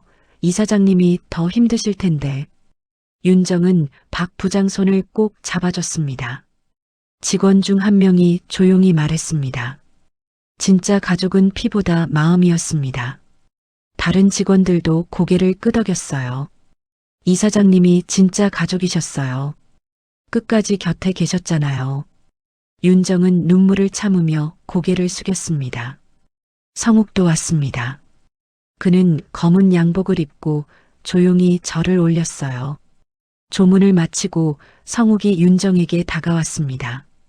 형수 고생 많으셨어요. 고마워요. 아버지 마지막 가시는 길 형수님이 계셔서 다행이에요. 성욱의 목소리는 진심이었습니다. 전 이제 지방으로 내려가려고요. 회사 일도 그만두고요. 어디로요? 부산이요. 거기서 작은 사업이나 하나 해볼까 해요. 형수님 정말 죄송했어요. 윤정은 성욱을 바라봤습니다. 괜찮아요. 이제 다 지난 일이에요. 성욱이 고개를 숙이고 장례식장을 나갔습니다. 세린에게서도 편지가 왔습니다. 직접 오지는 못하고 편지만 보낸 거였어요. 윤정은 조문객이 없을 때 편지를 펼쳤습니다. 형수님, 용서는 바라지 않습니다. 그저 미안합니다. 딸과 함께 잘 살겠습니다. 형수님도 건강하세요. 윤정은 편지를 접으며 작게 한숨을 쉬었습니다. 사흘간의 장례를 치르고 윤정은 시아버지를 남편 옆에 모셨습니다. 남편 산소 바로 옆자리였어요. 아버님, 이제 남편이랑 함께 계세요. 둘이서 저 지켜봐 주시고요. 윤정은 두 무덤 앞에서 한참을 서 있었습니다. 바람이 불었습니다. 소나무 잎이 바스락거렸어요. 저 이제 혼자예요. 하지만 괜찮아요. 두 분이 남겨주신 것들 잘 지킬게요. 집으로 돌아온 윤정은 시아버지 방으로 갔습니다. 시아버지가 말씀하셨던 편지를 찾아야 했어요. 서랍을 열자 봉투 하나가 있었습니다. 윤정에게라고 적혀 있었어요. 윤정은 떨리는 손으로 편지를 펼쳤습니다. 윤정아, 이 편지를 읽을 때쯤이면 나는 이미 세상에 없을 거야. 내가 끝까지 내 곁을 지켜줄 거라는 걸 알아. 고맙다. 너는 며느리가 아니라 내 딸이었어. 진짜 딸보다 더 소중한 딸이었어. 태호가 너를 만난 건 우리 가족에게 큰 축복이었어. 이 집 잘 부탁한다. 내가 있으면 이 집은 계속 살아있을 거야. 사랑한다, 윤정아. 아버지가. 윤정은 편지를 가슴에 안고 한참을 울었습니다. 며칠 후 윤정은 회사에서 첫 이사회를 주재했습니다. 오늘 첫 번째 안건은 회장님 유지를 받들어 재단을 설립하는 건입니다. 이사들이 귀를 기울였어요. 가족 간병으로 생계 위협받는 여성들을 위한 재단입니다. 강윤재 간병가족지원재단이라고 이름 지으려 합니다. 박 부장이 박수를 쳤습니다. 다른 이사들도 박수로 화답했어요. 그리고 제가 3년간 기록한 간병일지를 바탕으로 요양병원 매뉴얼을 만들려고 합니다. 전국 요양병원에 무료로 배포할 계획이에요. 한 이사가 물었습니다. 좋은 취지입니다. 재단 운영은 어디서 하실 겁니까? 저희 집에서요. 저택을 재단 본부로 쓰려고 합니다. 회장님 집을요? 네. 아버님 유언이기도 하고 전 그게 맞다고 생각해요. 그 집은 이제 우리 모두의 집이 되어야 하니까요. 이사들이 모두 찬성했습니다. 한 달 후 저택 현관에 강윤재 재단 현판이 걸렸습니다. 윤정은 현판을 바라보며 작게 미소 지었어요. 아버님, 여보 보고 계시죠? 제가 해냈어요. 그날 오후 한 기자가 윤정을 찾아왔습니다. 이사장님, 인터뷰 하나만 해주시겠습니까? 윤정은 처음으로 인터뷰에 응했습니다. 정말 아무 보상 없이 17년을 사셨다는 게 억울하지 않으셨나요? 윤정은 잠시 생각하다가 대답했습니다. 억울했죠. 그런데요, 그 억울함이 없었으면 지금의 저도 없었을 거예요. 앞으로의 계획은 무엇인가요? 지켜야 할 사람들을 지키는 거요. 저처럼 보이지 않는 곳에서 가족을 돌보는 분들을요. 기자가 마지막 질문을 했습니다. 이 집은 이제 누구의 집입니까? 윤정은 창밖을 바라보며 대답했습니다. 예전엔 회장님의 집이었고 남편의 집이었어요. 그리고 지금은 도움이 필요한 모든 분들의 집이에요. 기사가 나간 후 SNS에서 윤정 이야기가 화제가 됐습니다. 간병 며느리가 재벌이 된 진짜 이유. 17년 침묵, 그리고 존엄의 승리. 댓글에는 응원의 메시지가 가득했어요. 어느 저녁 윤정은 재단 사무실에서 간병 전문가들과 회의를 하고 있었습니다. 이사장님, 이 매뉴얼대로 하면 정말 도움이 많이 될 것 같아요. 고맙습니다. 제 경험이 누군가에게 도움이 된다니 기뻐요. 회의를 마치고 윤정은 복지부 장관을 만났습니다. 이사장님, 민간에서 이런 재단을 만들어 주셔서 정말 감사합니다. 제가 해야 할 일이에요. 정부에서도 적극 지원하겠습니다. 이사장님 같은 분이 계셔서 든든합니다. 집으로 돌아온 윤정은 시아버지 사진 앞에 섰습니다. 남편 사진 옆에 시아버지 사진이 나란히 놓여 있었어요. 윤정은 향을 피우며 말했습니다. 아버님, 당신 없는 집 여전히 지키고 있어요. 여보도요. 두 분 다 편히 쉬세요. 창밖으로 저녁 노을이 붉게 물들고 있었습니다. 윤정은 다이어리를 꺼내 천천히 글을 썼습니다. 나는 누군가의 아내로 살았고, 누군가의 며느리로 사라질 뻔했고, 이제야 나로 살아간다. 그리고 이제 누군가의 힘이 되어간다. 윤정은 다이어리를 덮고 창밖을 바라봤습니다. 새로운 시작이었습니다. 진짜 자기 삶의 시작이었어요. 1년이 흘렀습니다. 강윤재 재단은 이제 사회에서 주목받는 단체가 됐어요. 전국 곳곳에서 간병으로 힘들어하는 가족들에게 도움의 손길을 뻗치고 있었습니다. 윤정은 재단 이사장실에 앉아 있었습니다. 책상 위엔 서류들이 쌓여 있었어요. 지원 신청서들이었습니다. 이사장님, 이번 달 지원 대상자가 50명이 넘었습니다. 직원이 보고했습니다. 그래요? 예산은 충분한가요? 네, 다행히 기부금도 많이 들어왔고 회사 지원도 있어서 괜찮습니다. 윤정은 서류를 한 장 한 장 넘기며 봤습니다. 각각의 사연이 가슴 아팠어요. 70대 어머니를 10년째 돌보는 50대 딸, 치매 남편을 간병하며 생계까지 책임져야 하는 60대 아내, 장애 자녀를 혼자 키우는 40대 어머니. 모두 저와 비슷한 분들이네요. 윤정은 작게 중얼거렸습니다. 이사장님? 아니에요. 이분들 모두 지원하세요. 그리고 정기 방문 상담도 준비해 주세요. 네, 알겠습니다. 오후에는 간병 전문가들과 세미나가 있었습니다. 윤정이 직접 만든 요약 매뉴얼을 발표하는 자리였어요.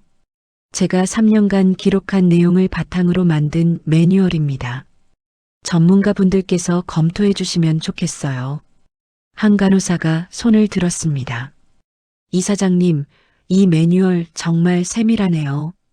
하루 일과부터 식사 체크, 감정 변화까지 다 기록하셨네요. 네. 간병은 그저 몸만 돌보는 게 아니더라고요. 마음도 함께 돌봐야 하니까요.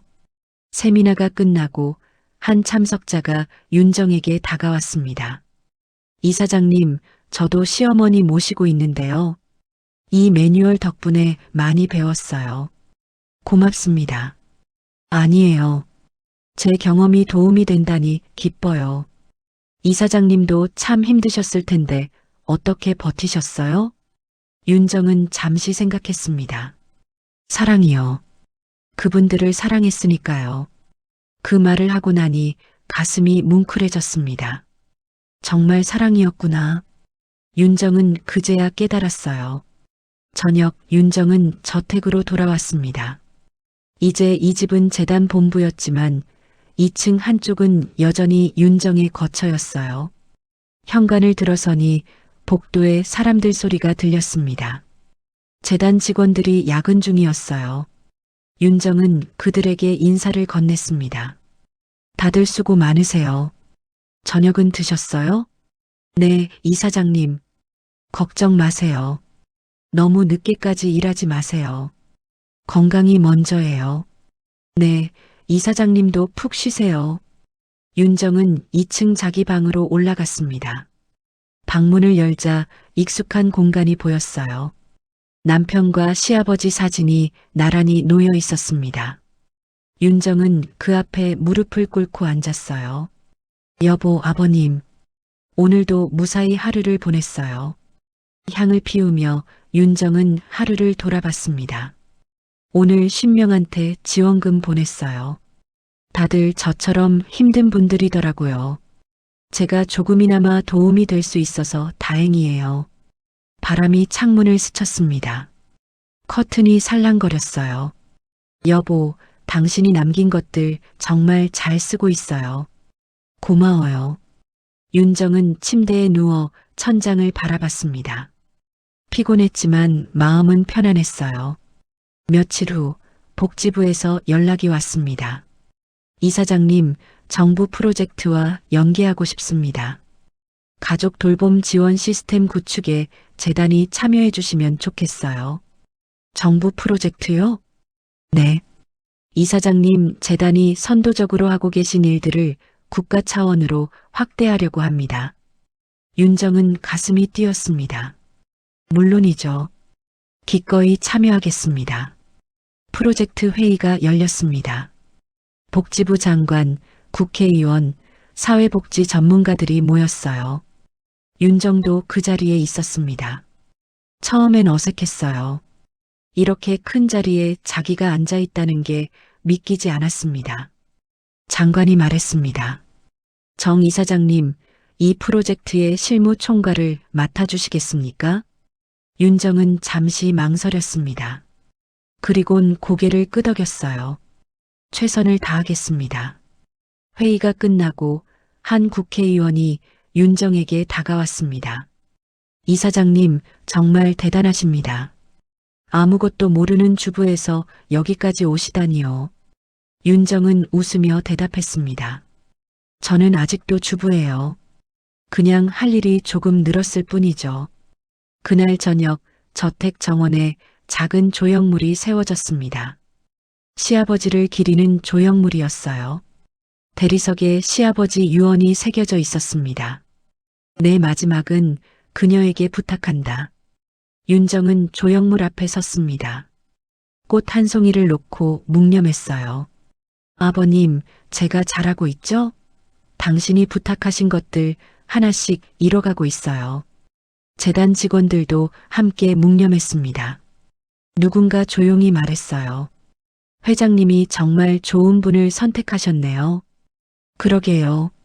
이사장님 같은 분이 계셔서 우리도 힘이 나요. 윤정은 그 말을 들으며 눈시울이 붉어졌습니다. 저녁 윤정은 홀로 산책을 나갔습니다. 저택 주변을 천천히 걸었어요. 17년 전 이 집에 처음 며느리로 들어왔을 때가 생각났습니다.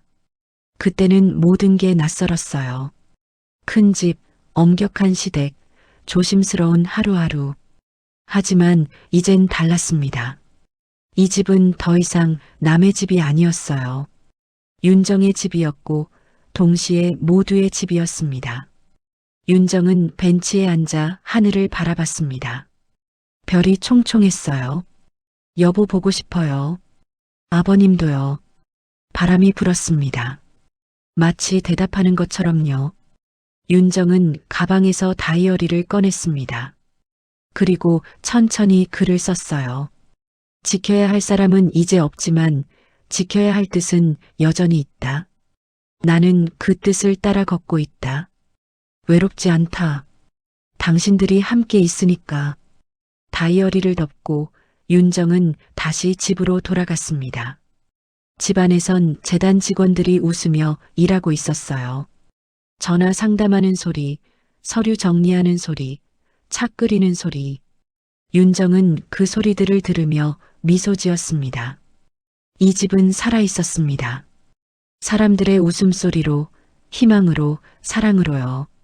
그날 밤 윤정은 남편과 시아버지 사진 앞에 앉았습니다. 여보, 아버님, 이 집 정말 좋은 집이 됐어요. 당신들이 원하던 대로요. 윤정은 두 사진을 번갈아 보며 말했습니다. 나 이제 알겠어요. 집이란 게 뭔지. 집은 건물이 아니라 사람이더라고요. 사람이 있어야 집이 살아있는 거예요. 향 연기가 피어올랐습니다. 윤정은 눈을 감고 기도했어요. 두 분 편히 쉬세요. 제가 여기 잘 지키고 있을게요. 영원히요. 창밖으로 달빛이 들어왔습니다. 윤정은 침대에 누워 그 빛을 바라봤습니다. 내일 또 새로운 하루가 올 거예요. 도와줘야 할 사람들이 기다리고 있었습니다. 윤정은 천천히 눈을 감았습니다. 가슴속엔 평화가 가득했습니다. 몇 년이 또 흘렀습니다. 늦은 봄날 오후 윤정은 저택 앞 정원 벤치에 앉아 있었습니다. 손에는 따뜻한 차 한 잔이 들려 있었어요. 벚꽃잎이 바람에 날려 윤정의 어깨에 내려앉았습니다. 윤정은 그 꽃잎을 손으로 살며시 털어냈습니다. 그리고 정원을 바라봤어요. 정원 한쪽에선 아이들이 뛰어놀고 있었습니다. 재단에서 운영하는 간병 가족 자녀 프로그램이었어요. 부모가 가족을 돌보는 동안 아이들은 이곳에서 돌봄을 받았습니다. 할머니, 저 봐요. 한 아이가 윤정에게 손을 흔들었습니다. 윤정은 웃으며 손을 흔들어 줬어요. 아이들의 웃음소리가 정원에 울려 퍼졌습니다. 예전엔 이렇게 조용했던 집인데 이젠 늘 활기가 넘쳤어요. 잠시 후 한 소년이 윤정에게 다가왔습니다. 10살쯤 되어 보였어요. 할머니, 질문해도 돼요? 그럼 뭐가 궁금한데? 이 집 원래 회장님 집이었죠? 윤정은 차를 한 모금 마시며 고개를 끄덕였습니다. 맞아. 그리고 지금은? 윤정은 정원을 둘러보며 말을 이었어요. 지금은 우리 모두의 집이란다. 소년이 고개를 갸웃했습니다. 우리 모두요? 그럼 할머니 집도 아니에요? 아니지. 내 집이기도 하고 너희 집이기도 하고 도움이 필요한 모든 사람의 집이야. 신기해요. 집이 어떻게 다 같이 쓰는 거예요? 윤정은 소년의 머리를 쓰다듬었습니다. 집은 말이야, 혼자만 쓰면 너무 외로워. 같이 쓰면 따뜻해지거든. 할머니는 여기서 일해요? 윤정은 웃었습니다. 아니야. 그냥 잠시 주인 노릇 좀 했었단다. 그럼 지금은요? 지금은 그냥 할머니야. 소년이 환하게 웃었습니다. 할머니 좋은 사람이에요. 소년이 뛰어가고 윤정은 혼자 남았습니다. 그녀는 천천히 일어나 집 안으로 들어갔어요. 복도를 걷다가 거울 앞에 섰습니다. 거울 속엔 60대가 된 윤정이 서 있었어요. 흰머리가 많이 늘었습니다. 얼굴엔 주름도 깊어졌어요. 하지만 눈빛만큼은 여전히 또렷했습니다. 많이 늙었네. 윤정은 자기 얼굴을 만져보며 중얼거렸습니다. 복도 끝 작은 방이 하나 있었습니다. 윤정은 그 방문을 열었어요. 안엔 남편과 시아버지 사진이 나란히 놓여 있었습니다. 예전처럼 향을 피울 수 있게 준비된 공간이었어요. 윤정은 무릎을 꿇고 앉았습니다. 향을 피우며 작게 말했어요. 여보, 아버님, 오늘도 왔어요. 사진 속 두 사람은 여전히 웃고 계셨습니다. 당신들 없는 집 여전히 지키고 있어요. 이제 이 집엔 웃음소리가 가득해요. 아이들도 많고요.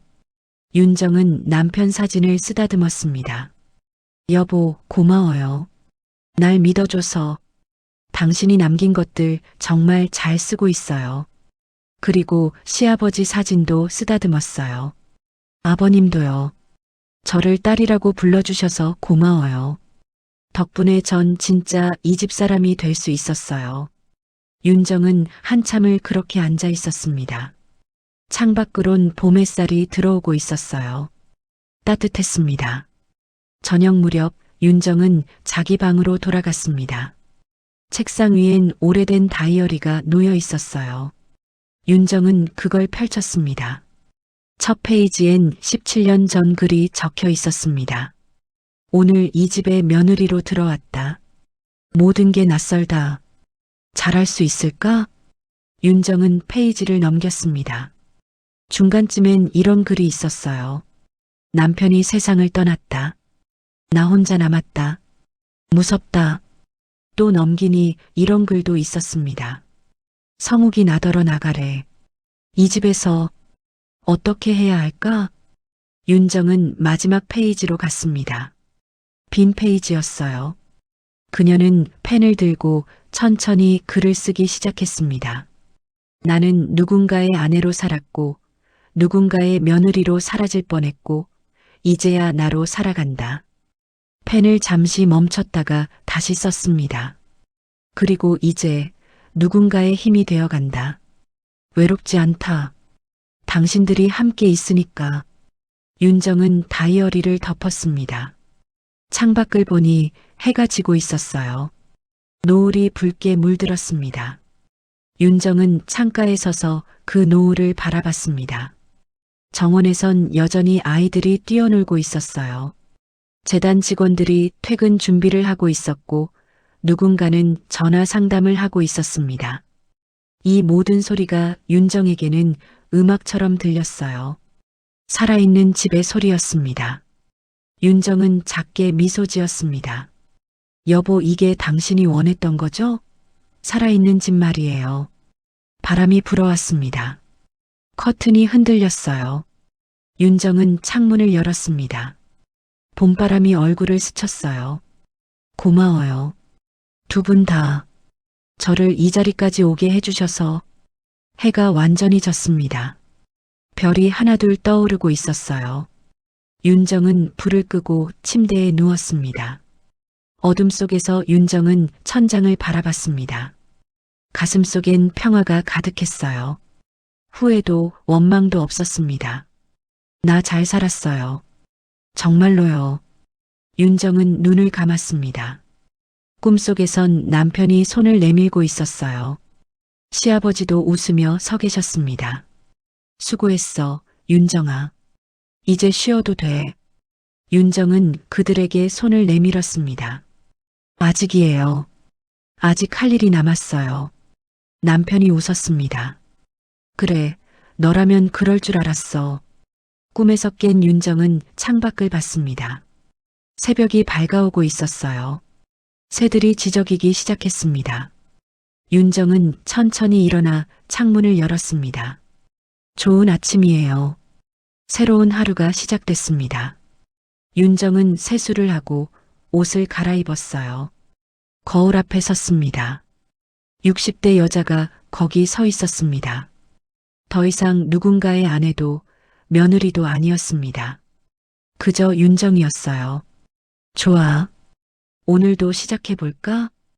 윤정은 방문을 열고 복도로 나갔습니다. 집안엔 이미 직원들이 출근해 있었어요. 이사장님, 좋은 아침입니다. 좋은 아침이에요, 다들. 윤정은 계단을 내려가며 생각했습니다. 이 집은 더 이상 죽은 남편의 집이 아니었어요.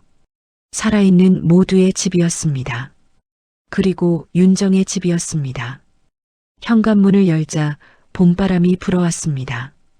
정원의 꽃들이 활짝 피어 있었어요. 윤정은 그 꽃들을 보며 깊게 숨을 들이마셨습니다. 좋은 하루네요. 그녀는 정원으로 걸어갔습니다. 벤치에 앉아 하늘을 올려다봤어요. 구름 한 점 없는 맑은 하늘이었습니다. 여보, 아버님 보고 계시죠? 윤정은 하늘을 향해 손을 흔들었습니다. 저 잘하고 있어요.